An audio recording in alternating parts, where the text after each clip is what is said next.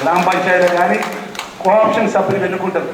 ఆ ఎన్నుకున్న దాంట్లో ఆ మండలంలో దివ్యాంగులు ఎవరుంటే వారికి, అది మున్సిపాలిటీలో దివ్యాంగులు ఎవరుంటే వారికి, హైదరాబాద్ జిహెచ్ఎంసీ ఎవరుంటే వారికి ఒక కోఆప్షన్ సభ్యునిగా చట్టసభల్లో కూడా మా దివ్యాంగులను గుర్తించే విధంగా మీరు ఆలోచన చేయాలని క్యాబినెట్ చర్చ చేసిన. అది ముఖ్యమంత్రి గారి దృష్టికి తీసుకెళ్తే ముఖ్యమంత్రి గారు అన్నారు ఇప్పుడు ట్రాన్స్జెండర్కి సంబంధించిన ఏదైతే వారికి చట్టసభలో కూడా మీకు ఆలోచన చేస్తున్నాం. నెక్స్ట్ మీటింగ్లో కూడా ఈ అంశాన్ని పరిశీలిస్తామంటే చెప్పిన. ఆల్రెడీ ఇద్దరికి కోఆప్షన్ సభ్యులుగా మనం జిహెచ్ఎస్లో కానీ అదేవిధంగా ఇతర స్థానిక ఎన్నికల్లో ఒకటి ఇస్తాం. ఆ ఇద్దరిలో ఒకరికి మాకు వికలాంగులు ప్రత్యేకమైన మా దివ్యాంగులకు సంబంధించిన వారికే ఇవ్వాలని చెప్పి కోరిన. దానికి మరి సానుకూలంగా మన ముఖ్యమంత్రి గారు స్పందిస్తారని నమ్మకం నాకున్నది. శ్రీధర్ బాబు గారు ఐటీ శాఖ మంత్రి కూడా నేను మాట్లాడిన వెంటనే వారు చెప్పినారు ఈ రాష్ట్రానికి సంబంధించినటువంటి ఏదైతే మనకు దివ్యాంగులందరూ కూడా మనం ప్రభుత్వం అండగా ఉంటుందని ఒక మెసేజ్ పోతుందని చెప్పేసి ముఖ్యమంత్రి గారి దృష్టికి తీసుకెళ్లిన విషయం ఈ ప్రత్యేకంగా ఈ సమావేశంలో మనవి చేసుకుంటూ మన దేవుడి దయతో తప్పకుండా ఈ న్యాయమైన సమస్య విషయంలో కూడా గౌరవ ముఖ్యమంత్రి గారు చర్చించి నా శక్తి కొద్దీ నా ప్రయత్నం చేస్తా. ఎక్కడ కూడా ఏ మిత్రుడైనా ఏ అన్నైనా ఏ తమ్ముడైనా ఒక విషయాన్ని మనం చేసుకుంటున్నాం. దయచేసి ఈ ప్రభుత్వం మన ప్రభుత్వం, మనం మార్పు కోరుకొని మన ఆశీర్వదించిన ప్రభుత్వం. మీ మంత్రిగా మీ అన్నగా మీ అంశంలో మీరు మా దగ్గరికి ఇస్తారండి. మాతో పరిష్కారం కానప్పుడు మీరు సోషల్ మీడియాలో మాట్లాడండి, మాతో పరిష్కారం కానప్పుడు మా మీద ఆరోపణ చేయండి.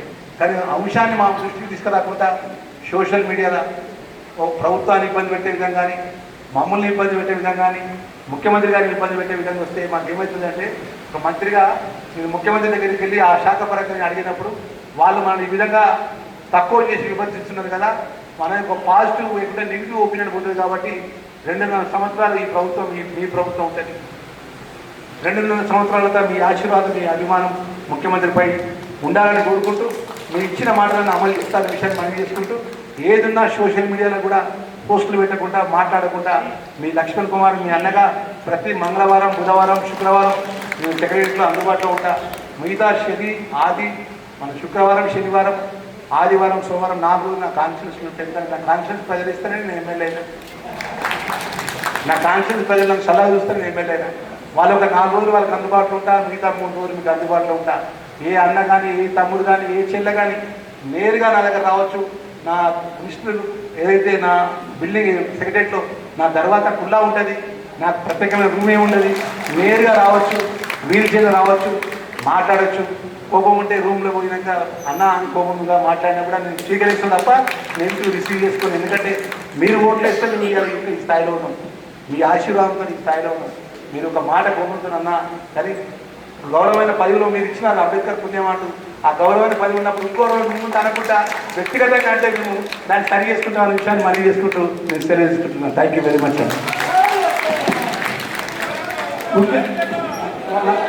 ఒక్క నిమిషం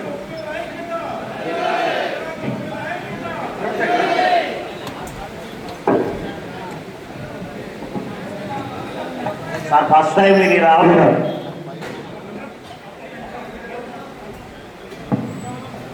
ఫస్ట్ టైం వికలాంగుల సంక్షేమ శాఖకి మీలాంటి నాయకుడిని చూసాం సార్. ఇప్పుడు